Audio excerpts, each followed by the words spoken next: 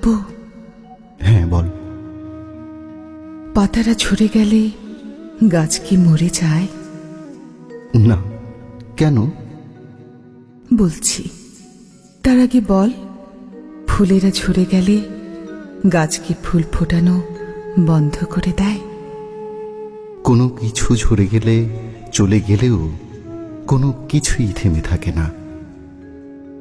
তাহলে আমি যদি চলে যাই, দূরে যাই, তুইও থেমে থাকবি না, তাই না?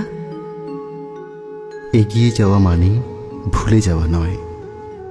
তুই চলে গেলে আরো বেশি হৃদয়ে থেকে যাবে। কাব্য, হ্যাঁ বল। আমি কি তাহলে? পাতা নাকি ফুল? তুই শিকড়।